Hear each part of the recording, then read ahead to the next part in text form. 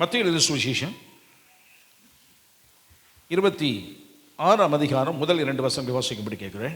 இயேசு இந்த வசனங்களை எல்லாம் சொல்லி முடித்த பின்பு அவர் தம்முடைய சீஷரை நோக்கி, 2 நாளைக்கு பின்பு பஸ்கா பண்டிகை வரும் என்று அறிவீர்கள். அப்பொழுது மனுஷகுமாரன் சிலுவையில் அறையப்படுவதற்கு ஒப்பு கொடுக்கப்படுவார் என்றார்.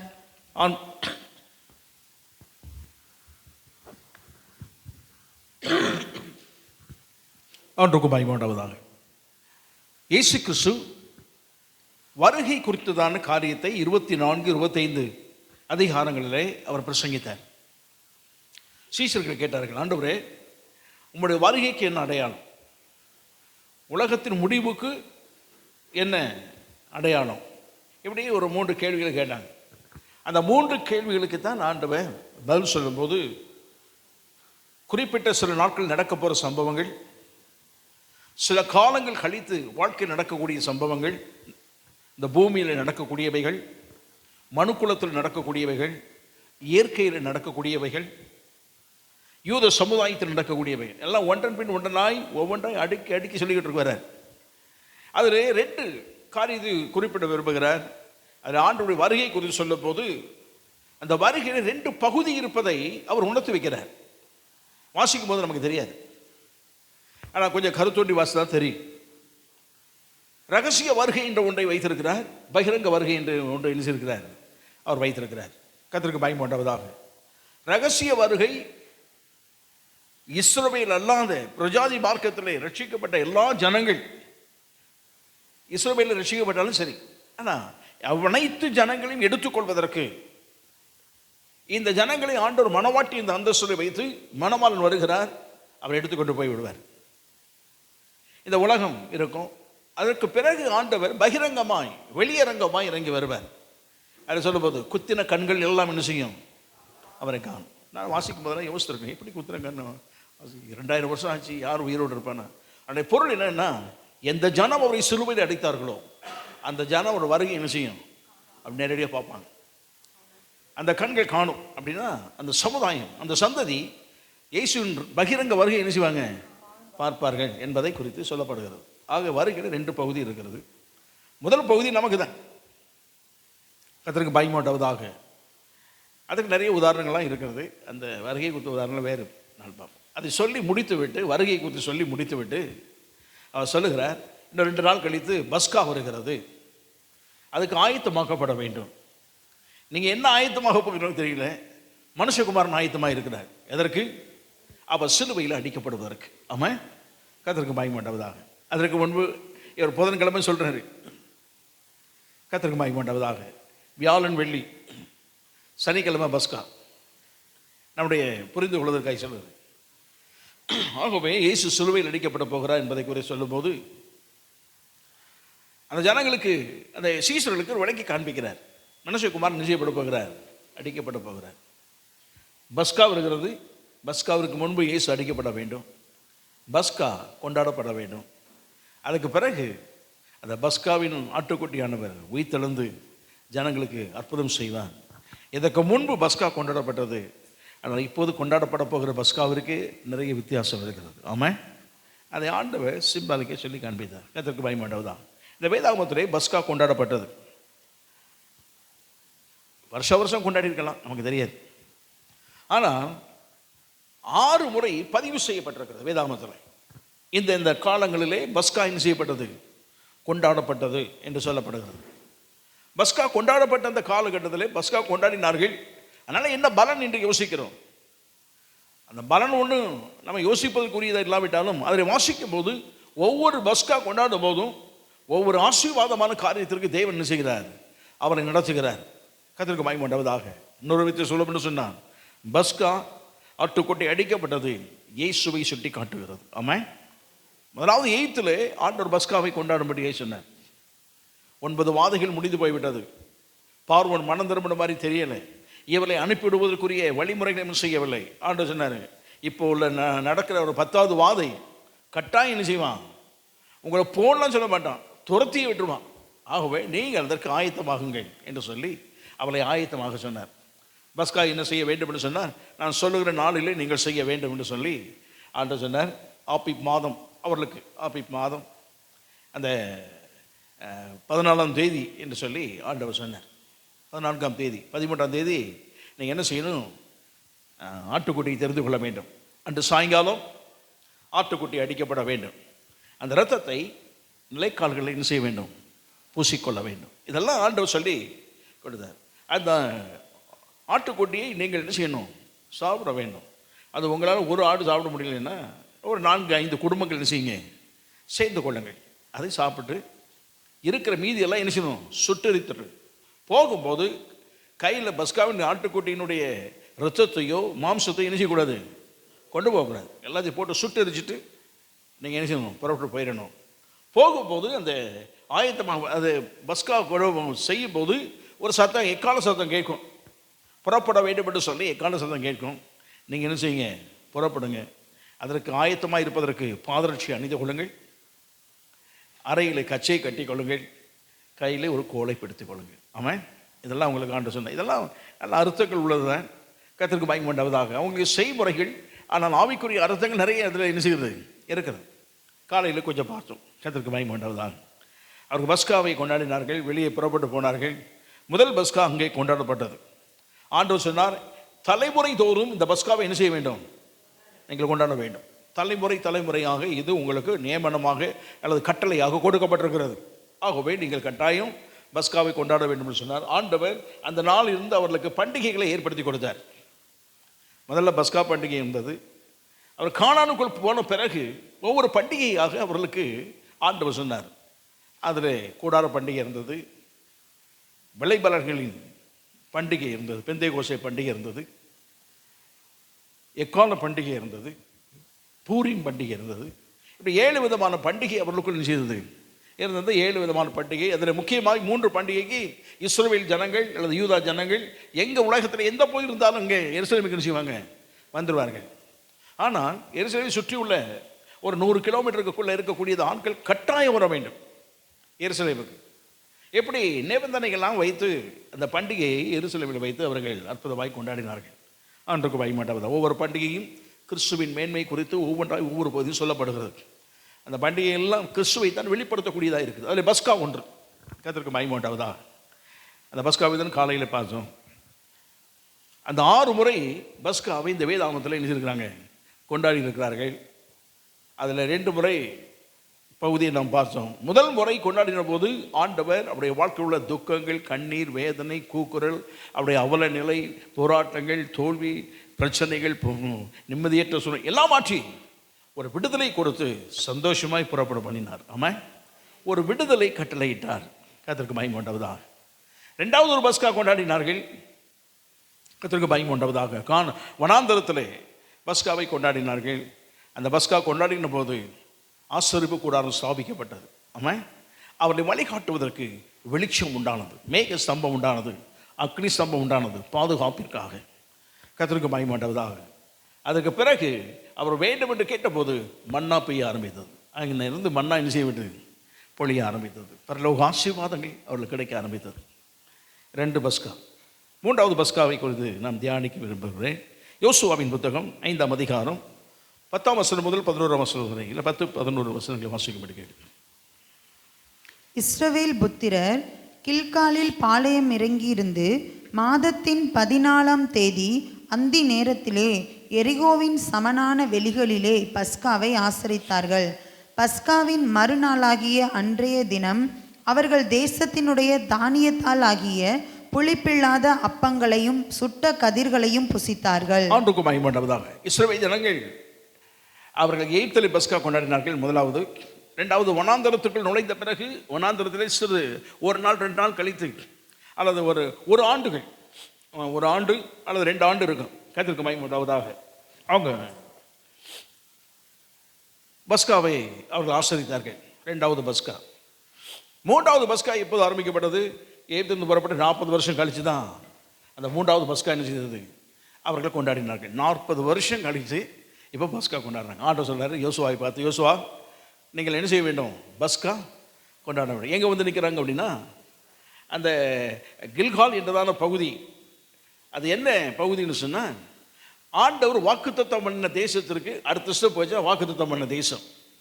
அதுக்கு முன்னால் இருக்கிற பகுதியில் யோர்தானை கடந்து இந்த பக்கம் நிற்கிறாங்க. கர்த்தருக்கு பயன்பட்டதாக இனி போக போகிற இடம்லாம் என்ன இடம்?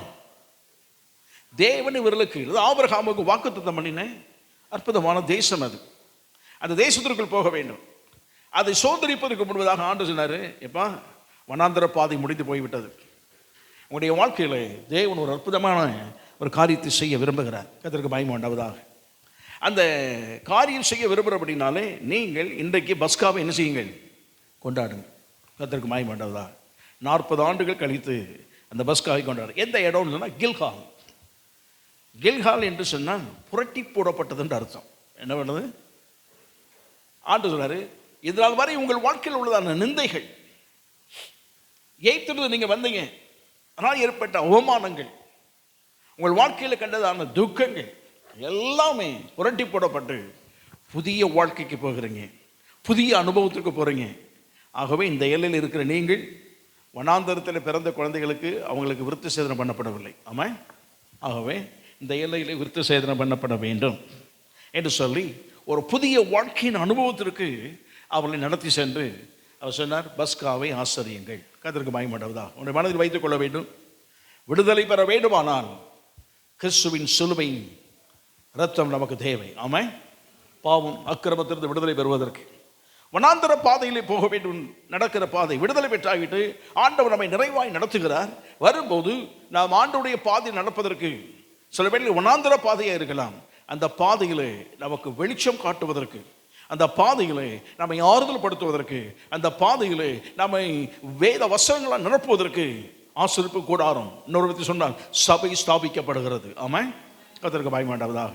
இந்த எல்லையில் இருக்கும் போது ஆண்டவர் சிலுவை தியானம், பஸ்காவின் நாட்டுக்குட்டியின் சிலுவையின் தியானம் நம்முடைய வாழ்க்கையில் இருக்கும்போது 3வது பஸ்கா புதிய வாழ்க்கையின் அனுபவத்திற்கு தேவன் நம்மை நடத்த வல்லவர். அவர் ஆமாம். தேவன் வாக்குத்தத்தம் பண்ணியிருந்தது அந்த தேசத்துக்கு நடத்த வல்லவர். இனி வாழ்க்கையின் அனுபவம் தேவனுடைய சிலுவை தியானம் எந்த வீடுகளிலே, எந்த மனுஷ வாழ்க்கையில அது இருந்து கொண்டே இருக்கிறதோ அவன் புதிய அனுபவத்துக்கு நேராய் கர்த்தர் நடத்தி செல்ல வல்லவர். அவர் ஆமாம். புதிய அனுபவங்கள், புதிய ஆசீர்வாதங்கள். கர்த்தருக்கு பயமாண்டவதாக. கிறிஸ்துவின் சிலுவை மரணம் ஒன்றுதான் இந்த உலகத்தினுடைய எல்லா ஆசீர்வாதங்களும் மேன்மையான ஒரு ஆசீர்வாதத்தை கொடுக்கக்கூடியது. ஆமாம். கர்த்தருக்கு அதான் பவுல் அதை தெரிஞ்சுக்கிட்டான். அவன் எங்கெல்லாம் போய் பிரசங்கம் பண்ணான், அது பிரசங்கம் பண்ணுற இடமெல்லாம் சிலுவை குறித்து தான் பிரசங்கம் பண்ணுவான். கர்த்தருக்கு பயமாண்டவதாக. அதான் காலையில் சொன்னேன், அத்தேனே பட்டணத்தில் வந்து சிலுவை குறித்து சொல்லாமல் அவன் ஒரு வித்தியாசமான ஒரு பிரசங்கத்தை பண்ணினான். அருமையான ஒரு பிரசங்கம். ஆனால் அதிலே ஜனங்கள் ரட்சிக்கப்பட்டு தேவ சமூகத்தில் வருவதற்கு இல்லாமலே போயிட்டாங்க. சபை கட்டப்படவில்லை. அத்தேனே தான் அவனுடைய வாழ்க்கையில் ஒரு தோல்வி. அவன் புரிந்து கொண்டான், சிலுவை இல்லாத எல்லையில் சபைகள் கட்டப்படாது. ஆமாம். சிலுவையின் மரணத்தை குறித்து சொல்லப்படாத எல்லைகளில், சிலுவையில் மறைத்த தேவகுமாரனை குறித்து சொல்லப்படாத எந்த எல்லையிலும் சபை கட்டப்பட முடியாது. ஜனங்கள் ரட்சிக்கப்பட மாட்டார்கள், மாற்றங்கள் உருவாகாது. அதை புரிந்து கொண்டுதான் சொன்னால், இந்த பஸ்காவின் ஆட்டுக்குட்டி எந்தெந்த வீட்டுக்கு போகிறதோ, எந்தெந்த மனுஷனுடைய வாழ்க்கையில் இடைபடுகிறதோ அந்த மனுஷன் நிச்சயமாய் விடுதலையும் ஆசீர்வாதமும் கட்டாயம் உண்டு. ஆமாம். அவர் புதிய அனுபவத்துக்கு நேராக தேவன் நடத்த வல்லவர். இந்த எல்லையில் ஆண்டவர் அவருக்கு புதிய அனுபவம் இருந்தார். எல்லாம் பஸ்கா கொண்டாடினா அன்றைக்கு இருந்தது ஏறக்குறைய 20 லட்சம் ஜனங்கள் இருந்தாங்க. இங்கே பிறந்தவங்களும் இருந்தாங்க. வனாந்தரத்தில் பிறந்த ஆட்கள் இருக்கிறாங்க. எய்த்திருந்து புறப்பட்ட ஆட்களில் அங்கே புறப்படும் போதே ஏறக்குறைய 20 லட்சம் பேர் இருந்தாங்க. புறப்பட்டு வரும்போது எல்லாம் வந்தாங்க. வந்து வழியிலே நிறைய பேர் நினைச்சிட்டாங்க. எய்த்திருந்து புறப்பட்ட 2 குடும்பம் தான். எந்த குடும்பம்? யோசுவாவின் குடும்பமும் காலேபின் குடும்பத்தை தவிர மற்ற எல்லாம் எங்கே உள்ளவங்க? வனாந்தரத்தில் பிறந்த பிள்ளைகள். கர்த்தருக்கு பயமாண்டவதாக. விருத்த சேதனம் பண்ணப்படாமல் பிறந்து அந்த வனாந்தரத்துக்கு வந்தவர்கள். விருத்த சேதனம் பண்ணப்படாமல் அங்கே பிறந்து வளர்ந்தவங்க விருத்த சேதனம் பண்ணப்படலை. ஆகவே தான் இங்கே புதிய அனுபவத்திற்கு தேவனுடைய சட்டத்திட்டங்கள், நியாயப்பிரமாணத்தின் காரியங்களை இங்கே நிறைவேற்றும்படியாய் அங்கே ஆண்டவர் செய்தார்.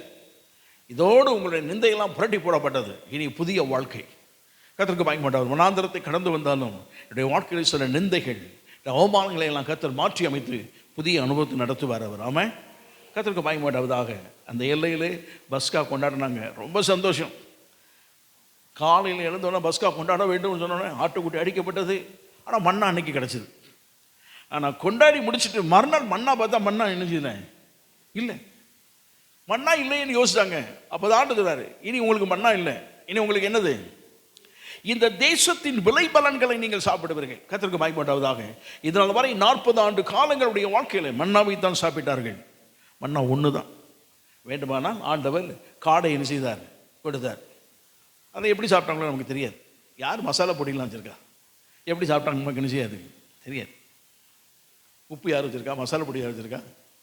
ஆனால் மன்னாவினுடைய சிறப்பு என்ன, அந்த இதை எடுக்கணும், அதை என்ன செய்யணும், இடிக்கணும், சலித்து அல்லது அதை அரிப்பு கொண்டு அடித்து நல்ல மாவாக்கணும். தண்ணீர் இருக்குது, தண்ணீர் கிடக்கணும். 4 கல் வச்சு ஒரு பாத்திரத்தில் வச்சு என்ன செய்வாங்க, அப்பம் சொல்லுவாங்க. அப்பம் சுட்டு எடுத்தால் எப்படி இருக்கும் டேஸ்ட்டு, தேனிட்ட பணியாரம் போல் இருக்கும். ஆர்டர் அப்படி கொடுத்தார். நாம் இன்றைக்கி தேனிட்ட பணியாரத்தை போட்டு முக்கிய எடுத்தாலும் அதில் என்ன வர மாட்டேங்குது. ஆமாம், என்ன இது ஒன்றுமே தெரியலை, ஒன்றுமே வர மாட்டேங்குது அப்படிங்கிறோம். ஆனால் அவர் கொடுக்கும்போது எப்படி தான் கொடுக்குறாரு, சூப்பராக கொடுத்தாரு. அவர் சொன்னார், மன்னா கிடையாதான், மன்னா கிடையாது என்பது ஒரு பக்கம் இருக்கும். இனி நீங்கள் வனாந்தர வாழ்க்கை நடக்கிறது இல்லை, இனி புதிய வாழ்க்கையை நடத்த போகிறீங்க. ஆமாம்.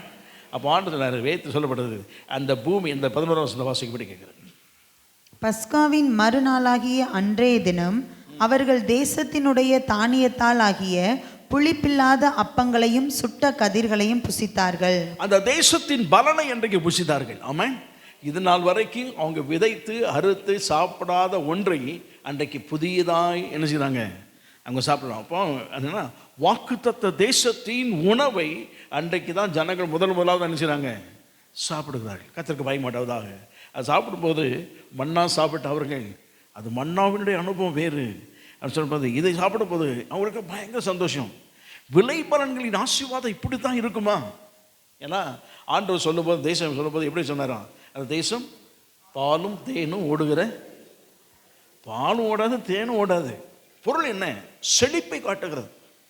அந்த நாட்களில் அந்த செழிப்பை பொறுத்து சொல்லும்போது அதை எப்படி சொல்லுவாங்க அப்படின்னா, மலையின் பள்ளத்தாக்கு உள்ள தேசம், மலையில் இருக்கனால தேன் கூடுகள் நிற்கச்சக்கன்னு செய்யும் இருக்கும். தேன் கூடுடைய தேன் பாரம் தாங்காமல் ட்ராப்ஸ் தானாக செய்யும். அதை பார்த்துருக்கீங்களா? அப்படி காடுகளில் சில தேன் கூட்டிலேருந்து தானாக என்ன செய்யும், தேன் ஒழுகும், அப்படி ட்ராப்ஸ் விழும். எடுக்க ஆள் இருக்காது. கற்றுக்க மயங்க மாட்டது தான். அது அவ்வளோ பெரிய தேனுடைய வெயிட் தாங்காமல் அந்த அந்த உள்ள கூட என்ன செய்யும், ஒழுக ஆரம்பிச்சிடும். தேன் வடி கத்தருக்கு மாய மாட்டாவதா, ட்ராப்ஸ் விழும். மாடுகள் நல்ல செழிப்பாய் இந்த புல்வெளிகளில் மேய்ந்து தன் குட்டிகளுக்கு பால் இன்று கொடுக்கும். குட்டிகள் சாப்பிட்டு போக அதனுடைய பால் சுரப்பிகளுக்கு அதிகமாக சுரப்பதுனால தானாக என்ன செய்யும், ட்ராப் விழும். அப்படின்னா என்ன அப்படின்னா, விளைபலன்களின் செழிப்பு, மிருக ஜீவனுடைய ஆசீர்வாதமான செழிப்பு எல்லாமே இருக்குது. கர்த்தருக்கு பயன்படுவதாக. அது ஒரு செழிப்புள்ள தேசம். அடுத்ததாரு, இந்த செழிப்புள்ள தேசத்தின் பலனை இப்போ நீங்கள் என்ன செய்யுங்க, யார் அங்கே விதைச்சாங்க வனாந்தரத்தில்? ஒன்றும் விதைக்கலை. விதைத்த பலனை அவர்கள் சாப்பிடவே இல்லை. கானானுக்குள் பிரவேசிக்க எய்த்து விட்டு புறப்பட்டு வரும்போது ஒன்று தான் இருந்தது. அந்த வனாந்தரத்தில் 70 பேரீச்ச மரங்கள் இருந்தது. ஆமாம், ஒன்று தான் இருந்தது. அது அங்கே தானாய் விளைந்த 70 பேரீச்ச மரங்கள். அதுவும் ஆண்டவர் ரொம்ப கரெக்டாக வச்சுருக்காரு.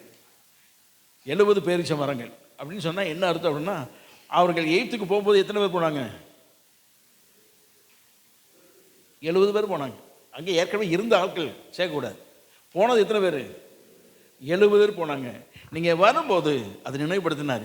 70 பேராக போனீங்கப்பா. 70 பேரீச்சவர்களை பார்க்கும்போது 70 பேராக தான் நாங்கள் தேசத்தில் எங்கள் யாக்கோபு எங்களை முற்பிதாக்கள் உள்ளே போனாங்க. ஆனால் இன்றைக்கி வரும்போது எத்தனை வந்திருக்கிறோம்?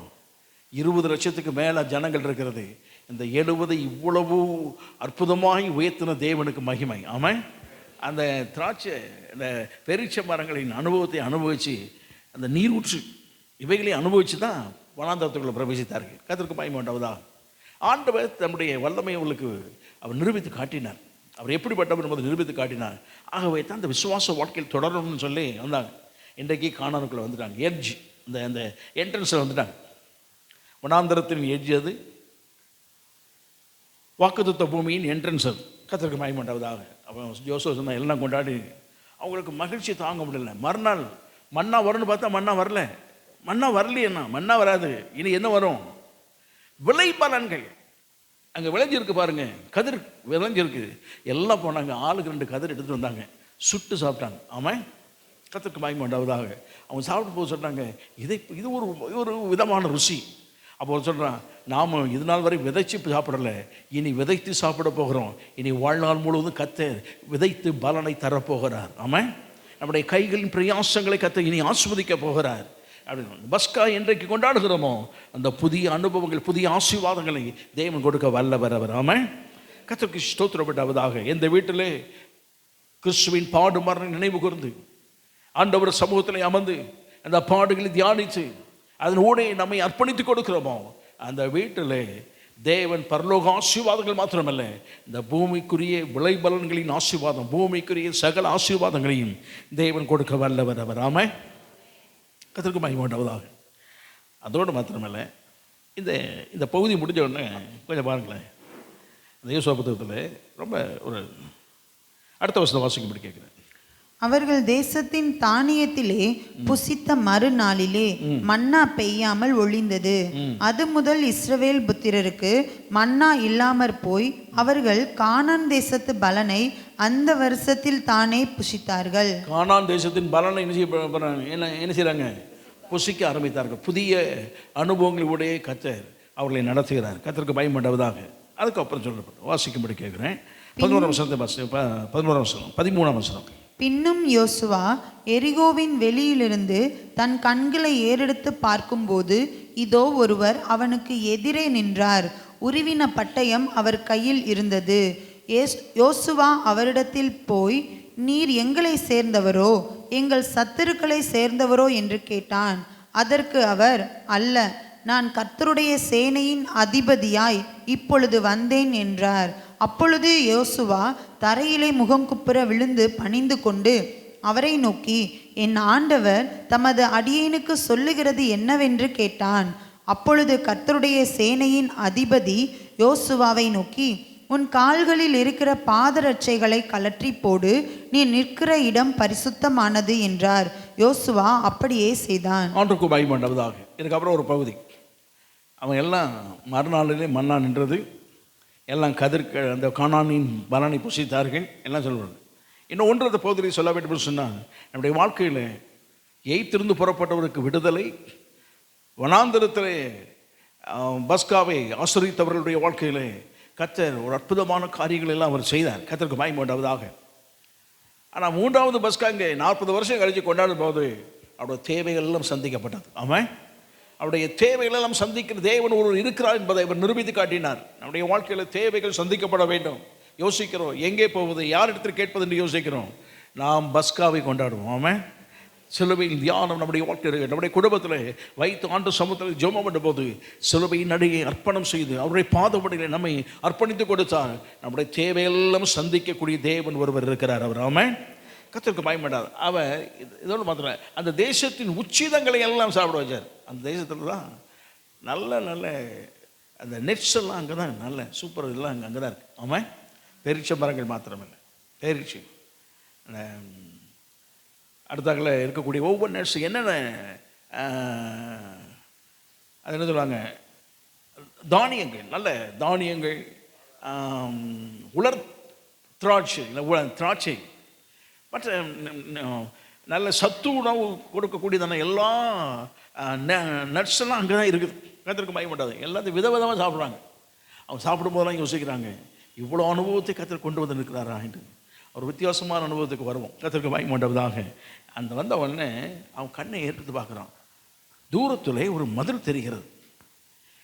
அதை குறித்து கேட்கும்போது சொல்கிறாங்க, எவரும் அந்த மதிலை தாண்டி அங்கே போக நிச்சயதில்லை, போனதில்லை. சுற்றி உள்ள எல்லா தேசங்களும் அந்த மதில் பக்கம் போனதே இல்லை. ஏன் அப்படின்னா, பிரம்மாண்டமாய் கட்டப்பட்டதான எரிகோ மதில். இதை மேற்கொள்வதற்கு அவர் எளிதாக மேற்கொள்ள முடியாது, பலம் வாய்ந்தது. இதை அடித்து தான் இதான் இங்கே சந்திக்க போகிற முதல் தேசம், முதல் பட்டணம். இதை மேற்கொண்டு தான் நீங்கள் கானான் தேசத்தின் ஆசீர்வாதங்களை எல்லாம் என்ன செய்யணும். அப்போ யோசிக்கிறார்கள், இந்த எரிகோ பட்டணத்தை ஜெயிக்க வேண்டுமானால் நேரம் உட்கார வேண்டிய இடம் சிலுவையின் பாதம். ஆமாம், சிலுவையை தொங்குற தேவகுமாரனுடைய பாதத்தில் உட்கார்ந்த போதும் சத்ரு நமக்கு முன்பதாகி முன்னேறி போக விடாதபடி தடைப்படுத்துகிறதான பயங்கரமான கோட்டையை போல எழுப்பி வைத்திருப்பான். தடையை உண்டு பண்ணக்கூடிய கிரியை செய்திருப்பான். பஸ்காவை கொண்டாடும். ஆமாம், கர்த்தருக்கு பயமுண்டாவதாக. அதை மேற்கொள்வதற்கு ஆண்டவர் வழி செய்வார். அதில் ஒன்றுதான், முதலாவது தேவ தரிசனத்தை காணும்படியாக கர்த்தர் கிருபை செய்கிறவர் அவர். ஆமென். அப்போ கானானிற்குள் வந்து வனாந்தரத்துக்கு பிறகு பஸ்காவை கானானிலே அவர்கள் முதலாவது 40 ஆண்டுகள் கழித்து அவர் ஆசரித்த போது அவருடைய வாழ்க்கையில் பூமியின் செழுமை, பூமியின் ஆசீர்வாதங்கள், பூமியின் விளைபலன்கள் சாப்பிட்டது மாத்திரமல்ல, தேவ தரிசனத்தையும் காணும்படியாக கர்த்தர் கிருபை செய்தார் அவர். ஆமென். தேவ தரிசனத்தை கண்டார்கள். தேவன் அவரோடு இடைப்பெற்றார், பேசினார்.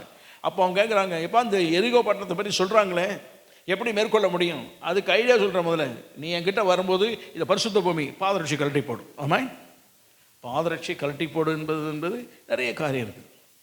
தேவனுக்கும் நமக்கும் தொடர்பில்லாதபடி தடை செய்கிறதான கிரியைகள் எல்லாவற்றையும் என்ன செய்ய வேண்டும்? கலட்டிடணும்.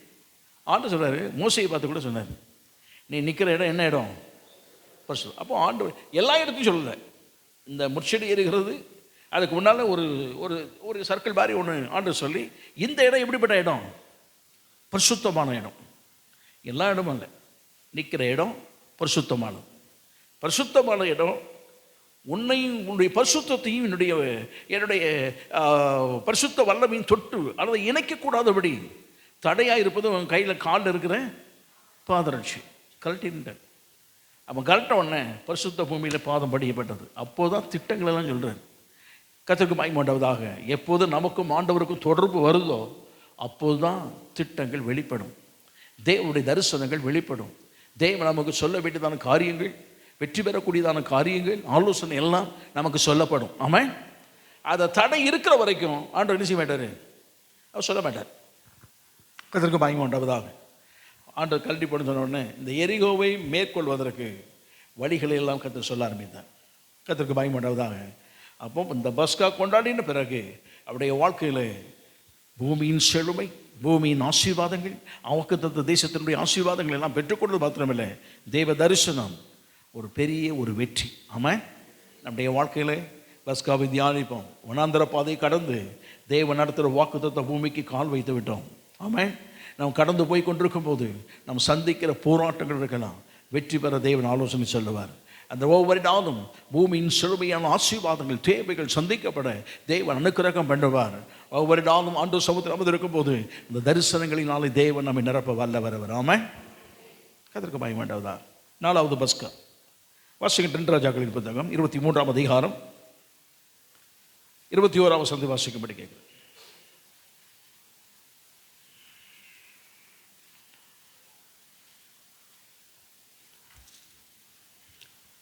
பின்பு ராஜா, இந்த உடன்படிக்கையின் புஸ்தகத்தில் எழுதியிருக்கிறபடியே உங்கள் தேவனாகிய கர்த்தருக்கு பஸ்காவை ஆசரியுங்கள் என்று சகல ஜனங்களுக்கும் கட்டளையிட்டான். ஆண்டவருக்கு மகிமையுண்டாவதாக. இங்கே யோசியாவை குறித்து இந்த பகுதியில் வாசிக்கிறோம். யோசியா 8 வயதில் ராஜாவானான். எத்தனை வயசில் ராஜாவானான்? 8 வயதில் ராஜாவானான். கர்த்தருக்கு மகிமையுண்டாவதாக. 8 வயதில் ராஜாவானான். அவனுடைய வாழ்க்கை சரித்திரத்தை எப்படி வாசித்து பாருங்க, ரொம்ப ஆச்சரியமாக இருக்கும். அடுத்த 16 வயதில் ஒரு திட்டம், 24 வயது, அந்த 8 வருஷம் தாண்டும் போது 24வது வயதில் தான் இது நடைபெறுகிறது. யோசியா ராஜாவுடைய எத்தனாவது வருஷமா? 24வது வருஷம், 24வது வருஷம். கர்த்தருக்கு மகிமையுண்டாவதாக. அவனுடைய 24வது வருஷத்தில் 8 வயதில் ராஜாவானான். அவனுடைய 24வது வயது அது. கர்த்தருக்கு மகிமையுண்டாவதாக. அங்கே வாலிப வயது வைத்துக்கொள்ளுமே. 24 வயது என்பது எப்படிப்பட்ட வயது? நல்ல வாலிப வயது. வாலிப வயதில் தேவனை தேடக்கூடிய உணர்வு எல்லாம் இருந்தது. அவன் சொன்னான், பஸ்காவை என்ன செய்வோம்? தேசத்து ஜனங்களுக்கெல்லாம் சொன்னான், பஸ்காவை கொண்டாடுவோம். ஏன் அப்படின்னா, இதற்கு முன்பு இருந்த ராஜாக்கள் எல்லாம் தேவனுடைய பஸ்காவினுடைய மேன்மை என்ன செய்யவில்லை? தியானிக்கவில்லை, அவர்கள் கொண்டாடவில்லை, அவங்க விட்டுட்டாங்க. அதனால் ஏற்பட்ட மாறுதல் விக்கிர ஆராதனை வந்துவிட்டது. ஒவ்வொரு எல்லைகளிலும் விக்கிரகங்கள் தோண்டிவிட்டது. இவனுடைய தகப்பனார் ஆலயத்தில் ஒருத்தன், இவனுடைய ஆகாச ஒருத்தன், ஒரு மாதிரி ஆள் பாருங்க, இவன் ஒரு ராஜ்யத்தை ஜெயிச்சிட்டான், சமாரியாவை ஜெயிச்சிட்டான். ஜெயிச்சவன் அந்த தேசத்துக்கு போன போது அந்த தேசத்தில் ஒரு பலிபீடம் இருக்கிறத பார்த்தான். பலிபீடத்தை பார்த்தோன்னா டிசைன் நல்லா இருக்குது. அவன் ஒருத்தர் கூப்பிட்டான், இந்த டிசைன் எப்படி கொண்டு வந்து என்ன செய்யணும்? செய்து வச்சிடணும்னு சொல்லிட்டு தேவனுடைய பலிபீடம் இருந்த பலிபீடத்தை தள்ளி வைத்து விட்டு இந்த சமாரியாவில் பலிபீடத்தை கொண்டு வந்து எங்கே வச்சுட்டான்? அங்கே கொண்டு வச்சுட்டான். அந்த பலிபீடம் என்னன்னு கேட்கும்போது அவன் சொல்கிறான், அதில் வசனம்லாம் சொல்லுது, சன்னதம் கேட்பதற்கு மட்டும் அது வேணும். அப்படின்னா என்னன்னா, தேவ சித்தம் தேவ திட்டம் செய்வதற்கு மட்டும் யார் வேணும்? யார் வேணும்? ஆண்டர் வேணும். மற்ற எல்லாத்துக்கும் எது வேணும்? விக்கிர ஆராதனை வேணும். மற்ற எல்லாத்துக்கும் எது வேணும்?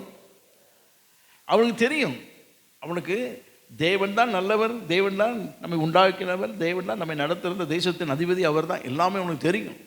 ஆனால் அவன் சொல்கிறான், இதில் பலி செலுத்தி இதில் எல்லாம் செய்வோம், ஆனால் தேவ சித்தம் தேவ திட்டம் தேவன் என்ன சொல்ல விரும்புகிறாருன்னு மாத்திரம் அந்த பலிபீடத்து பக்கம் போய் என்ன செய்வோம்? பலி செலுத்தி கேட்போம். சன்னதம் கேட்பதற்கு மட்டும் அதை பயன்படுத்திக் கொள்ளணும்னு சொன்னால், ஆலோசனை கேட்பதற்கு, தேவ சித்தத்தை தெரிந்து கொள்வதற்கு, தேவனுடைய வார்த்தையை பெற்றுக்கொள்வதற்கு மட்டும் தூரத்தில் ஒதுக்கி வைக்கப்பட்ட அந்த இது வேண்டும். மற்ற எல்லா நேரத்திலும் எது வேண்டும்? வேறு தேசத்தில் கொண்டு வந்தானே இந்த பலிபீடம் வேண்டும் என்று சொல்லி வச்சுட்டான். அப்படி இது காணாதுன்னு இதுக்கு முந்தின ஒரு ஆள் பலிபீடம் மாத்திரமில்லை விக்கிரகங்களையும் கொண்டு வந்து ஆலயத்தை கொண்டு வச்சுட்டு போயிருக்கான். இவன் பார்த்தான், யோசிச்சான், எல்லாத்தையும் அடித்து தூக்கி வீசிட்டான் வெளியே. கர்த்தருக்கு பயங்க வேண்டவதாக எல்லாம் வீசிட்டான். திடீரென்று அப்படி சுத்திகரிப்பு நாட்கள் ஏற்படுத்தி கொண்டிருக்கும் போது ஒரு ஒரு புத்தகம் சுருள் கிடைக்கிறது. இல்கியா என்றதான ஆசாரியன் அதை கொடுத்து விடுறான், ராஜாட்ட கொண்டு கொடுறாருன்னா ராஜா எடுத்து வாசிக்கிறான். வாசித்த போது கண்ணீர் விட்டு அழுது, நம்முடைய தேசத்தில் தேவனுடைய சாபங்கள்லாம் இருக்குது, விக்கிர ஆராயணம் வந்ததான பிரச்சனை இருக்கிறது, ஆகவே இதெல்லாம் போகணும்னா பஸ்காவை கொண்டாடும். ஆமாம், எந்த பாவம் எந்த அக்கிரமம் எது இருந்தாலும் சிலுவை பக்கம் போயிட்டா போதும், எல்லாமே சுத்திகரிக்கப்படும். ஆமாம், கர்த்தருக்கு மகிமை. அது ஒன்று தான், இயேசு கிறிஸ்துவின் ரத்தம் ஒன்று தான் சகல பாவங்களை நீக்கி சுத்திகரிக்கவே தவிர வேறு எந்த இரத்தமும் மனுஷனுடைய பாவத்தை என்ன செய்யாது? சுத்திகரிக்காது. கர்த்தருக்கு மகிமை உண்டாவதாக.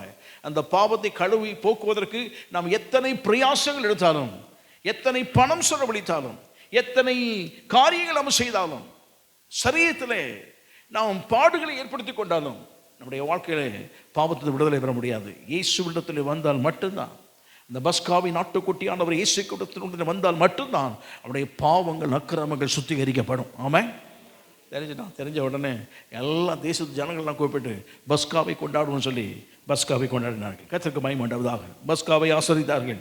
அந்த தேசத்தில் பயங்கர சுத்திகரிப்பு. அதுக்கப்புறம் பாருங்க, சுத்திகரிப்பு இருக்கிற விக்கிரகங்கள் ஆத்ததை எல்லாத்தையும் சுட்டரிச்சுட்டான். எல்லாத்தையும் மூட்டை கட்டி ஒரு இடத்துல போட்டு சுட்டரித்தான். அப்போது கேட்குறான், அந்த கல்லறை யாருது அப்படின்னு கேட்குறான். அப்போ சொல்கிறாங்க, இந்த கல்லறையில் ஒரு தீர்க்கதரிசியின் கல்லறை. இந்த தீர்க்கதரிசி யாருன்னு சொன்னால், இத்தனை ஆண்டுகள் கழித்து நீர் பிறந்திருக்கிறீர், நீர் பிறப்பதற்கு முன்பே எரோபியா விக்கிர ஆராதனை பலிபீடத்தில் ஏற்படுத்தி விக்கிர ஆராதனை செய்து கொண்டு பிரதிஷ்டை நாள் வைத்திருந்த போது இந்த தீர்க்கதரிசி போய் அந்த பலிபீடத்துக்கு நேராகவும் எரோபியாவுக்கு நேராகவும் அவன் தீர்க்க தரிசனம் சொன்னான். சொல்லும்போது சொல்லப்பட்டது என்ன அப்படின்னா, யூதயா தேசத்தில் இல்லை, அந்த சந்ததியிலே, தாவீதின் சந்ததியிலே யோசியா என்ற ஒருவன் பிறப்பான். அவன் பிறந்து இந்த விக்கிரகங்கள் எல்லாத்தையும் என்ன செய்வான்? ஒரு எல்லையில் போட்டு சுட்டரித்து அதை எதா மாற்றிடுவானா? கடைசியில் டாய்லெட்டாக மாற்றிடுவான் அப்படின்னு சொல்லிட்டான். கர்த்தருக்கு பயப்பட்டதாக அப்படி சொன்னான். அந்த தீர்க்கதரிசி சொல்லிட்டு அவன் போயிட்டான். அவன் மரித்த பிறகு அடக்கம் பண்ணாங்க. அவனுடைய கல்லறை தான் இது. ஏறக்குறைய ஒரு 150-200 ஆண்டுகள் நிச்சயிருக்கும், கடந்து போயிருக்கும். அவ்வளவு ஆண்டுகள் முன்பதாக இவனுக்கு சொன்ன ஒரு தீர்க்கதரிசி சொன்ன அவனுக்கு பயங்கர ஆச்சரியம். அப்போ தேவ திட்டப்படி நடைபெறுகிறது. அப்போ பஸ்காவை கொண்டாடும் போது நம்மை குறித்த திட்டங்கள் கட்டாயம் வெளிப்படும். ஆமாம், பஸ்காவை கொண்டாடும் போது நம்மை குறித்த தரிசனங்களை கர்த்தர் நம்முடைய வாழ்க்கையில் ஏற்படுத்தி கொடுக்க வல்லவர், அவர் நிறைவேற்றி கொடுக்க வல்லவர். நாம் அநேக ஆசீர்வாதங்களுடைய வாக்குத்தத்தங்களை பெற்றிருக்கிறோம், அநேக தேவனுடைய தரிசனங்களை பெற்றிருக்கிறோம். நிறைவேற்றப்பட முடியாமலே அநேக முறை காணப்படுவதற்கு காரணம் என்னன்னு சொன்னால், சிலுவை அண்டையிலே வந்து நம்முடைய வாழ்வை அர்ப்பணிக்காமல், அந்த கல்வாரிக்கு நேராய் நம்முடைய வாழ்க்கையை ஒப்புக் கொடுக்காமல் இருக்கிறனால தேவன் அந்த தரிசனத்தை அவரால் நிறைவேற்றப்பட முடியவில்லை. ஆமாம், ஆனால் ஒப்பு கொடுத்து செய்தோம்னு சொன்னால் நம்மை குறித்து சொல்லப்பட்ட தரிசனங்கள், நமக்கு ஒரு நாளில் கொடுக்கப்பட்ட வாக்குத்தத்தங்கள் எல்லாவற்றையும் கர்த்தர் நிறைவேற்றி கொடுக்க வல்லவர் அவர். ஆமாம், அவன் அப்படியே செய்துட்டான். அதெல்லாம் தூக்கி போட்டு சுட்டு எரிச்சிட்டு கர்த்தருக்கு பயப்படாது. தேசத்தையும் சுத்திகரித்தான். கர்த்தருக்கு பயப்படாவதாக. தேசம் சுத்திகரிக்கப்பட்டது. ஆமாம். அதனுடைய பலன் என்ன? ஒவ்வொரு பஸ்கா கொண்டாடின பிறகு பலன்கள் உண்டு. எய்த்தில் கொண்டாடும் போது விடுதலை, வனாந்தரத்தை கொண்டாடும் போது சபை அந்த ஆசரிப்பு கூடம் ஸ்தாபிக்கப்பட்டு அவர்களை வழி நடத்த வெளிச்சம், அவர்களை ஆறுதல் படுத்த மேக ஸ்தம்பம், அவர்களை குளிர்ச்சியாக்கி நல்ல அனுபவத்தை நடத்த அவை எல்லாம் இருந்தது. கர்த்தருக்கு மகிமை உண்டாவதாக. மூன்றாவது பஸ்கா கொண்டாடினார்கள். அந்த பஸ்காவின் கொண்டாடின பிறகு அதனுடைய பலன் என்ன சொன்னான்? பூமியின் செழுமை, வாக்குத்தத்த பூமியினுடைய ஆசீர்வாதங்களை அவர்கள் அனுபவிக்க பண்ணினார், வெற்றியை பெற்றுக்கொள்ள பண்ணினார். கர்த்தருக்கு மகிமை உண்டாவதாக. அதெல்லாம் பலன்கள். இந்த பஸ்கா கொண்டாடின போது கர்த்தருக்கு மகிமை உண்டாவதாக ஆவிக்குரிய மறுமலர்ச்சி உண்டாயிட்டு தேசத்தில். ஆமாம். கர்த்தருக்கு மகிமை உண்டாவதாக. ஆலயம் புதுப்பிக்கப்பட்டது. இந்த ஆலயத்தை கரைப்படுத்தின கிரியைகள் எல்லாம் மாறி ஆலயம் புதுப்பிக்கப்பட்டது. கர்த்தருக்கு ஸ்தோத்திரம் உண்டாவதாக. எல்லாம் பரிசுத்தமாக்கப்பட்டது. குடும்பங்கள் எல்லாம் பரிசுத்தமாக்கப்பட்டது. தேவனோட உறவுகள் ஏற்படுத்தப்பட்டது. கர்த்தருக்கு மகிமை உண்டாவதாக. எல்லாவற்றிலும் ஆவிக்குரிய வளர்ச்சியும் உண்டாயிற்று. ஆமாம். இதாக இருக்கீங்களா? சரி, இன்னும் 2 பாஸ்கர் வாசித்து முடிச்சிடுவோம். நான் வாசிக்கும்படி கேட்குறேன். 2 நாளாகமத்தின் புத்தகம் 30ஆம் அதிகாரம் 15ஆம் வசனத்தை வாசிக்கும்படி. பின்பு அந்த 2ஆம் மாதம் 14ஆம் தேதியில் பஸ்காவின் ஆட்டுக்குட்டிகளை அடித்தார்கள். ஆசாரியரும் லேவியரும் வெட்கி தங்களை சுத்தம் பண்ணி சர்வாங்க தகன பலிகளை கர்த்தருடைய ஆலயத்திற்கு கொண்டு வந்து தேவனுடைய மனுஷனாகிய மோசேயின் நியாய பிரமாணத்திற்கு ஏற்ற தங்கள் முறைமையின்படியே தங்கள் ஸ்தானத்திலே நின்றார்கள். ஆசாரியர் லேவியரின் கைகளில் இருந்து இரத்தத்தை வாங்கி தெளித்தார்கள். ஆண்டுக்கு பயமண்டவதாக இங்கே ஒரு பஸ்கா கொண்டாடப்படுகிறது. எசேக்கியாவின் காலத்தில் கொண்டாடப்பட்ட பஸ்கா. கர்த்தருக்கு பயமண்டவதாக. எசேக்கியாவின் காலத்தில் பஸ்கா இவன் காலத்தில் இப்படி தான் பிரச்சனை. இவனுடைய பெற்றோர் விக்கிரகாராதனைக்கு போயிட்டாங்க. ஈவன் அவன் எல்லாம் சுத்திகரித்தான். என்றைக்கு அரசாட்சி அரியணை ஏறினானோ அன்னைக்கே முதல் வேலையை ஆலயத்தை நினைச்சுதான் சுத்திகரித்தான். அந்த ஆலய சுத்திகரிப்பு ஆவிக்குரிய வளர்ச்சிகள் வரும்போது பஸ்கா கட்டாயம் என்ன செய்யும்? வந்துடும். அவன் தான் பஸ்காவை கொண்டாடுறோம். இவ்வளோ நாள் கொண்டாடலை, பஸ்காவை கொண்டாடுவோம். பஸ்கா கொண்டாட ஆரம்பித்தார். கர்த்தருக்கு பாய் மண்டாவதாக. அது போல் வேதத்தில் சொல்லப்படுது. இவன் பஸ்கா கொண்டாடின மாதிரி இதுக்கு முன்னால் எந்த ராஜாவும் என்ன செய்யலை, கொண்டாடவே இல்லை. அந்த அளவிற்கு புகழ்பெற்ற ஒரு பஸ்காவை கொண்டாடினான். கர்த்தருக்கு மகிமை உண்டாவதாக. அந்த எல்லையிலும் பஸ்கா கொண்டாடப்பட்டது. கர்த்தருக்கு ஸ்தோத்திரம் உண்டாவதாக. பஸ்கா கொண்டாடப்பட்டது. அதுக்கு பிறகு என்ன நடந்தது அப்படின்னா அந்த பலனை நாம் சொல்ல விரும்புகிறேன். இதுக்கு பின்னாடி இந்த பலன் நாம் நினைக்கிறோம், பஸ்கா தேவ சமூகத்திலே சிலுவை இன்றையில் வந்து நாம் ஜெபித்து ஆண்டு அல்லது ஜாப் பண்ணிட்டு போவதனால நமக்கு என்ன பலன்? ஒவ்வொன்றுக்கும் பலன் உண்டு. ஒவ்வொரு நாளும் உட்கார்ந்த பலன் உண்டு. கட்டாயம் பலன் இல்லாமல் தேவன் நம்மை அனுப்புவதில்லை. ஆமென். பஸ்காவின் ஆட்டுக்குட்டியின் ஆசீர்வாதங்கள் நம்மை ஒரு நாளும் வெறுமையாக அனுப்புவதில்லை, நிறைவாகத்தான் அனுப்பும். ஆமாம். கர்த்தருக்கு பயப்பட்டவதாக. எசேக்கியேல் காலத்திலே அந்த தேசம் முழுவதும் பஸ்காவை கொண்டாடினார்கள். ஒரு சிறப்பான பஸ்கா கொண்டாடினாங்க. இதே போல யாரும் கொண்டாடப்பட முடியாதவர்கள் கொண்டாடினார்கள். கர்த்தர் செய்த ஆசீர்வாதங்கள் என்ன அப்படின்னா, அதுக்கு பிறகு வாழ்க்கையில் ஒரு வியாதி வந்தது. கர்த்தருக்கு பயப்பட்டவதாக. வியாதி வந்தபோது ஆண்டவர் உனக்கு அற்புத சுகத்தை கொடுத்தார். ஆமாம். கர்த்தருக்கு பயப்பட்டவதான். அசீரியர்கள் பாளையம் இறங்கினார்கள். வெற்றி கொள்ள முடியாது என்றதான ஒரு சூழ்நிலையில் இருந்தபோது பஸ்காவை கொண்டாடினவன் அதே ஆலயத்துக்கு மறுபடியும் போய் ஆண்டவரை நோக்கி பார்க்கிறான். பஸ்காவின் ஆட்டுக்குட்டி ஆண்டவரை நோக்கி பார்க்கிறான். தேவனை நோக்கி பார்க்கும் போது ஆண்டவர் அந்த அசீரியர்கள் எல்லாம் வீழ்த்தி ஒரு மாபெரும் வெற்றியை கட்டளையிட்டார் அவர். ஆமாம். அசீரிய சாம்ராஜ்யமே முற்றுப்புள்ளி ஆக்கப்பட்டது. அதோடு அசீரிய சாம்ராஜ்யமே இல்லாமல் போயிடுச்சு. அதுக்கு முன்பு கொடி கட்டி வாழ்ந்தவர்கள். கர்த்தருக்கு பயப்பட்டவதாக. அதோடு சாம்ராஜ்யத்தை ஒரு முற்றுப்புள்ளி ஆக்கப்பட்டது. அதுக்கு பிறகு தான் பாபிலோனியர்கள் எழும்ப ஆரம்பித்தார்கள். கர்த்தருக்கு பயப்பட்டவதாக. ஆகவே ஆண்டவர் நமக்கு கொடுக்கும் போது உண்மையில் நம்முடைய வாழ்க்கையிலே நாம் சந்திக்கிற பல போராட்ட பிரச்சனைகளுடைய பஸ்காவை கொண்டாடி அல்லது பஸ்காவின் சிலுவை தியானத்தை நம்முடைய வாழ்க்கையில் வைத்து ஜெபிக்கும் போது நமக்கு எதிராய் வருகிறதான பிரச்சனைகள் தேடியும் காணாதிருப்பாய். ஆமாம். கர்த்தருக்கு பயப்பட்டவதாக. அவர்கள் இயல்பொருளாக்கப்படுவார்கள். நாம் சாதாரணமானவர்களாக இருப்போம். நாம் ஆண்டவர் சமூகத்தில் சிறு பூச்சியை போல இருக்கலாம்.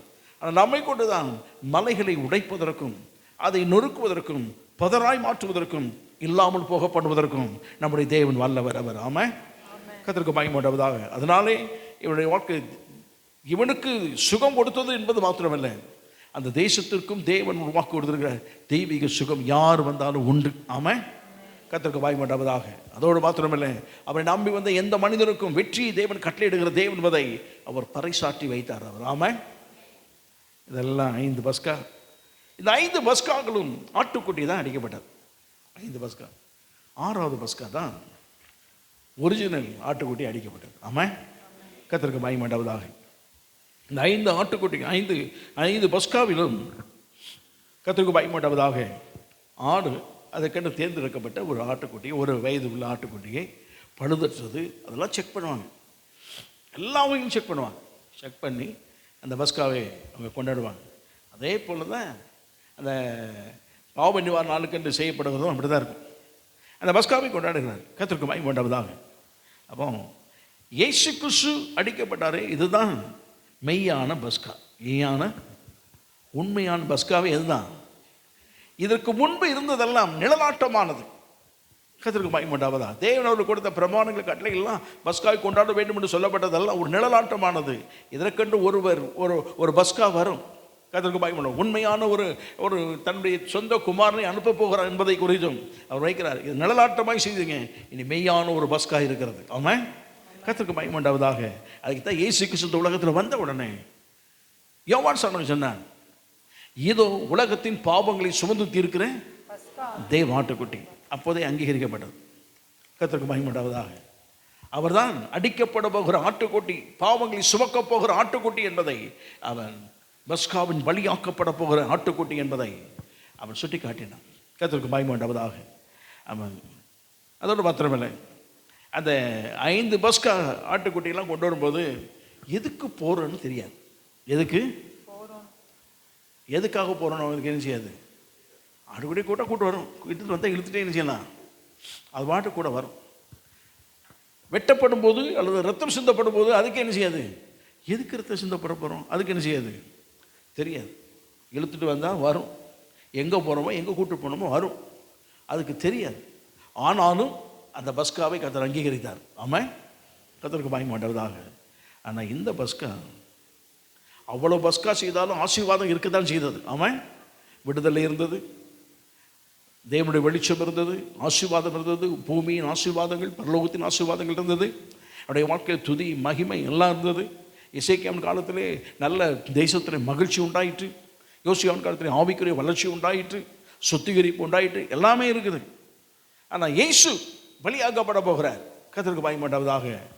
மற்றதெல்லாம் தெரியாமல் வந்ததுக்கு இவ்வளோ ஆசீர்வாதம், தெரிஞ்சே வந்தால் எவ்வளோ ஆசீர்வாதம் இருக்குது. ஆமாம். மற்ற ஒன்றுக்கு தெரியாமல் வந்த பலன், பஸ்காவின் ஆட்டுக்குட்டினாலும் இவ்வளோ பலன் இருக்குது.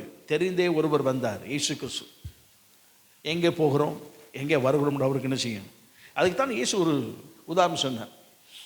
ஒரு சமாரியன் பிரயாணப்பட்டார். கர்த்தருக்கு மகிமை உண்டாவதாக. அது பிரயாணப்படுறதுக்கு முன்பு ஒருவன் எரிகோவிலிருந்து இல்லை எருசலேம் இருந்து எங்கே போனானா, எரிகோவுக்கு போனான். கல்லர் கையில் அகப்பட்டு கொண்டான், குற்றுயிராய் கிடக்கிறான்.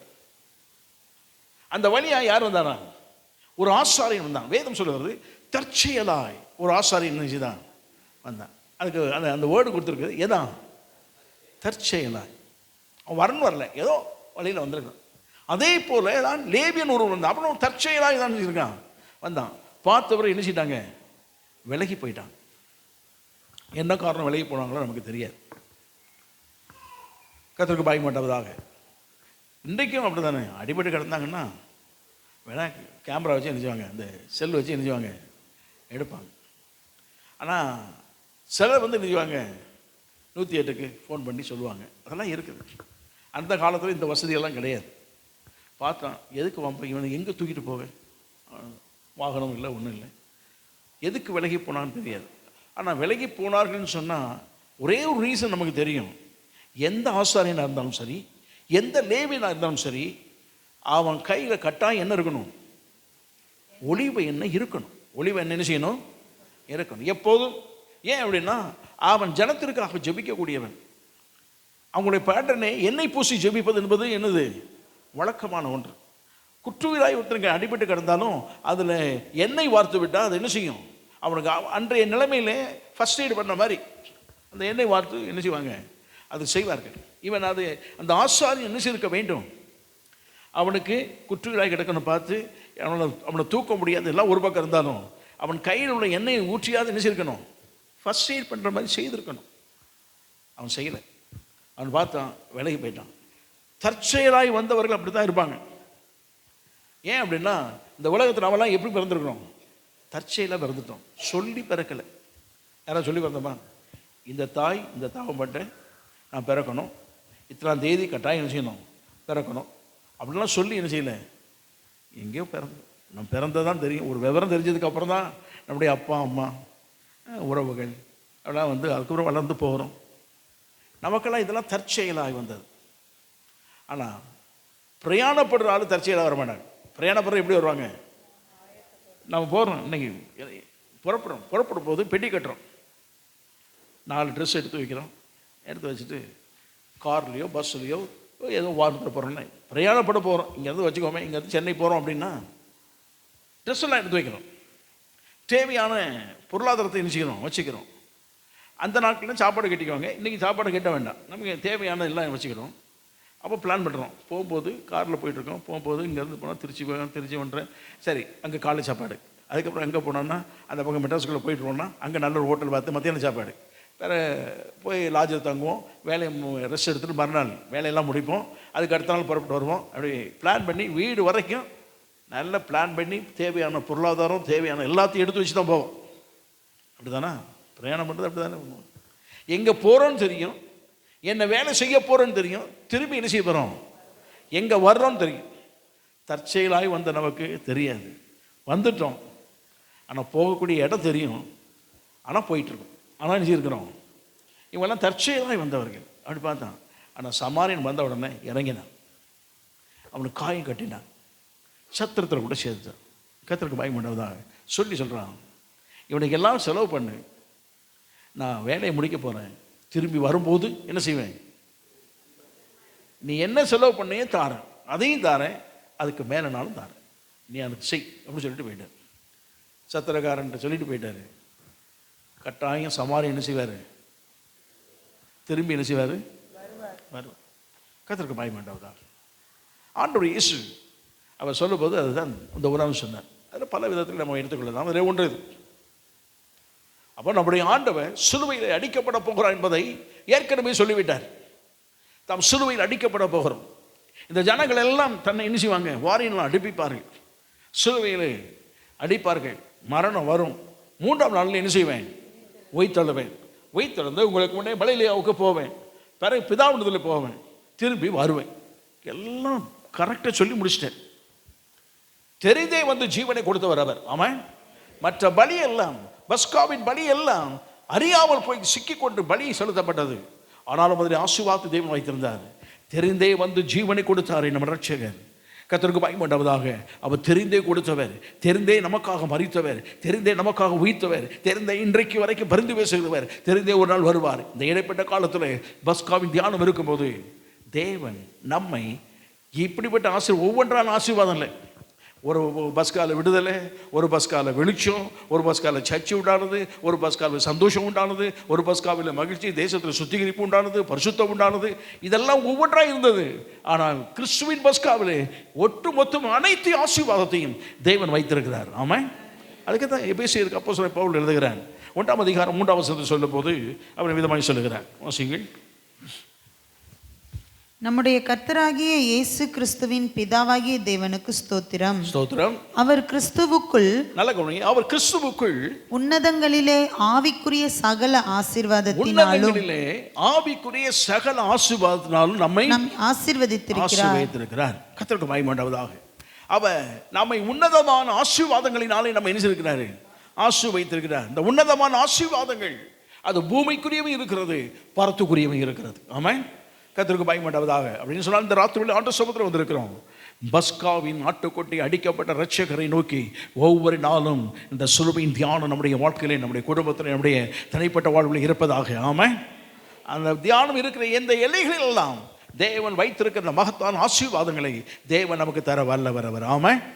உன்னதங்களே சகல ஆசீர்வாதங்கள், உன்னதத்தின் ஆசீர்வாதங்கள், உன்னதத்தில் இறங்கி வரக்கூடிய ஆசீர்வாதங்கள் இருக்கிறது, உன்னதத்தின் ஆசீர்வாதங்கள் இருக்கிறது. அவையில் ஆவிக்குரியவை இருக்கிறது, அது உலகம் சார்ந்தது இருக்கிறது, பொருளாதாரம் சார்ந்தது இருக்குது, சரீரம் சார்ந்தது இருக்கிறது. எல்லா ஆசீர்வாதங்களினாலும் தேவன் நம்மை நிரப்ப வல்லவர். ஆமென். நம்ம வீடுகளிலே இந்த உலகம் இன்றைக்கு யூதருக்கு கொண்டாடுற பஸ்கா என்பது வேறு. நான் சொல்லுகிற பஸ்கா என்பது சிலுவையில் அடிக்கப்பட்ட தேவகுமாரனை நோக்கி ஒவ்வொரு நாளும் நாம் வேண்டிக் கொள்ளக்கூடியதான அனுபவங்கள் நம்முடைய வாழ்க்கையில் இருக்க வேண்டும். ஆமாம். நம்ம எல்லாம் எழுந்திருந்து ஜெபம் பண்ணுவாங்க. நம்முடைய குடும்பங்களில் நம்முடைய வாழ்வில் பஸ்கா இருப்பதாக. ஆமாம். கர்த்தருக்கு பயன் வேண்டவதாக. ஹல்லேலூயா. எவ்வித கொடிய இடருக்கும் அஞ்சேன், இயேசுவை சார்ந்து நிற்பேன். எவ்வித கொடிய இடருக்கும் அஞ்சேன், இயேசுவை சார்ந்து நிற்பேன். அவனில் வியாகுலம் வந்தால் அவரையே நான் அண்டிக் கொண்டால், அவனில் வியாகுலம் வந்தால் அவரையே நான் அண்டிக் கொண்டால், அலை மிக மோதிடும் அந்நாள், அலை மிக மோதிடும் அந்நாள், ஆறுதல் அளிப்பதாய் சொன்னார். அல்லேலூயா. சிலுவையின் நிழலில் அனுதினம் அடியாள் சாய்ந்திடை பாரிடுவேன். சிலுவையின் நிழலில் அனுதினம் அடியாள் சாய்ந்திடை பாரிடுவேன். இன்பம் சுரந்திடும் திருமொழி கேட்டேன், இன்னல்கள் மறந்திடுவேன். இன்பம் சுரந்திடும் திருமொழி கேட்டேன், இன்னல்கள் மறந்திடுவேன். திருமறையின் இசை நாதம் தேனிலும் இனிய வேதம், திருமறையின் இசை நாதம் தேனிலும் இனிய வேதம், தருமன கானந்த சந்தோஷம், தருமன கானந்த சந்தோஷம், தீர்க்கும் என் இதயத்தின் தோஷம். அல்லேலூயா. சிலுவையின் நிழலில் அனுதினம் அடியாள் சாய்ந்திடை பாரிடுவேன். சிலுவையின் நிழலில் அனுதினம் அடியாள் சாய்ந்திடை பாரிடுவேன். ஹல்லேலூயா. வேதத்திலே பதிவு செய்யப்பட்ட பஸ்கா ஒவ்வொரு வருஷமும் கொண்டாடினார்கள். பதிவு செய்யப்பட்டது 6 முறை இதை சொல்லப்பட்டிருக்கிறது. 6வது பஸ்கா கிறிஸ்து மெய்யான பஸ்காவை பலியிடப்பட்டார். அதனாலே நமக்கு சகல ஆசீர்வாதம் ஏதோ ஒன்று ஒவ்வொரு பகுதியிலே ஒன்று கிடைப்பதல்ல, சகலத்தையும் தேவன் நமக்கு தர வல்லவர். அதான் சகல ஆசீர்வாதங்களினாலே நம்மை அவர் நிறைத்திருக்கிறார். நமக்கு ஆண்டவருடைய சிலுவையின் மேன்மை, சிலுவையில் மரித்த தேவகுமாரனுடைய அந்த பாடுகளின் மேன்மை நம்முடைய வாழ்க்கையில் அற்புதமாய் வாழ்வை நடத்துவதாக. அந்த சகோதரமை தாழ்த்தி கொடுப்போம். ஜபிக்கப்படுகிறது. இந்த மாலை வேளைக்கு துதிக்கிறோம். ஆண்டவரே, இந்த வார்த்தையை கேட்க கர்த்தர் எங்களுக்கு பாராட்டின பெரிய கிருபைக்கு ஸ்தோத்திரம். ஆண்டவரே, ஒவ்வொரு பஸ்காவுக்கு பின்பதாக இருக்கிற மேன்மைகள், சில சுத்திகரிப்புகளை நாங்கள் தியானிக்க கர்த்தர் எங்களுக்கு பாராட்டின பெரிய கிருபைக்கு ஸ்தோத்திரம். எங்கள் வாழ்க்கையில் எந்தெந்த எல்லாம் பலகீனத்தோடு இருக்கிறோமோ அதெல்லாம் அறிக்கையிட்டு கல்வாரி நோக்கி பார்த்து மீண்டும் ஆக தேவ திட்டத்துக்கு நேருவாய் நாங்கள் ஓட கத்த கிருபை தருவீராக. எந்த எல்லைகளில் குறைவோடு பலகீனங்களோடு பாவத்தோடு இருக்கிறோமோ அதெல்லாம் அறிக்கையிட்டு தொடர்ந்து ஆண்டவரே கல்வாரத்தில் கழுவப்பட்டு தொடர்ந்து தேவ சித்தத்தை அறிந்து கொண்டு தொடர்ந்து முன்னோக்கி செல்ல தேவையான கிருபை தருவீராக. ஒவ்வொரு நாளும் உடைய கல்வாரி பாடுகளை நாங்கள் சிந்தித்து தியானித்து ஒவ்வொரு நாளும் கல்வாரிக்குள் மறைந்து காணப்பட கிருபை தருவீராக. எங்களுடைய அனுதின வாழ்க்கையில் எங்களுடைய சொல் செயல்கள் கிரிகள் எல்லாவற்றிலும் எங்களை காண்கிறவர் எங்களுக்குள் மறைந்திருக்கிற அந்த கல்வாரி நாயகனுடைய அடிச்சுவடுகளை எங்கள் பேச்சில், எங்கள் பார்வையில், நடக்க, எங்கள் அணுகுமுறைகளில் எங்களுக்குள் மறைந்திருக்கிற அந்த கல்வாரி அடிச்சுவடுகளை நாங்கள் வாழ்ந்து காண்பித்து அநேக ஆயிரங்களுக்கு ஆண்டவரே, லட்சக்கணக்கான ஜனங்களுக்கு, தேசங்களுக்கு நாங்கள் ஒவ்வொருவரும் பிரோஜனமான ஆண்டவரே இந்த பஸ்காவை வாழ்ந்து காமிக்க கத்த கிருபை தருவீராக. சத்தியத்தை கேட்டு மாத்திரமல்ல, அது அனுதின வாழ்க்கையில் நாங்கள் கை கொண்டு ஆண்டவரே ஐயா உலகத்திற்கு பஸ்காவாகிய உம்மை நாங்கள் வெளிப்படுத்தி காண்பிப்பதற்கு எங்களுக்கு பலன், கிருபை, ஞானம், தெளிவு, மன உறுதி, ஆண்டவரே விருப்பத்தை கத்தர் இன்னும் பெருக பண்ண வேண்டும் ஜெபிக்கிறோம். வசந்த கேட்ட சிறு பிள்ளைகள், இளம் வாழ்க்கைகள், வாலிபர்கள், பெரியோர்கள், முதியோர்கள் எல்லாரும் கத்தர் கரத்திலிருந்து பயன்படுத்துவீராக. அந்த கல்வாரின் ஆசீர்வாதங்களை தியானிக்க கிருபை தருவீராக. அந்த கல்வாரின் ஆண்டவர் மேன்மைகள், கல்வாரியினுடைய விட்டு சென்ற அந்த பொறுமை, தாழ்மை, மன்னிப்பு, ஆண்டவர் திவ்ய சுபாவங்களை அனுதின வாழ்க்கையில் வாழ்ந்து எங்களுக்குள்ள ஒவ்வொரு நாளும் ஆண்டவர் இந்த உலகத்திற்கு ஸ்கூலில், கல்லூரிகள், வேலை ஸ்தலங்களில், படிக்கிற ஸ்தலங்களில், அலுவலகங்கள் எல்லா இடங்களிலும் அந்த கல்வாரி நாங்கள் உயர்த்தி காண்பிக்க கத்தர் எங்களுக்கு கிருபை தர வேண்டுமா ஜெபிக்கிறோம். தொடர்ந்து முன்னோக்கி செல்ல பலன் கிருபை தருவீராக. விதைக்கப்பட்ட சத்தியங்கள், வசனங்கள் அது 30, 60 உங்களுடைய ராஜ்யத்தின் மகிமைக்கு ஏதுவாய் அது மிகுந்த பலனை தர வேண்டும் என்று ஒப்புக் கொடுக்கிறோம். அப்பா கத்தர் ஏற்று நடத்துவீராக. தாழ்த்திருப்பணிக்கிறோம். மீட்பராக இயேசு கிறிஸ்துவினால் ஜெபிக்கிறோம் ஜீவனுள்ள பிதாவே. ஆமென், ஆமென். ஆத்துமாவே கர்த்தரை ஸ்தோத்திரி, ஆத்துமாவே கர்த்தரை ஸ்தோத்திரி, மறவாதே. ஆமென். ஹல்லேலூயா.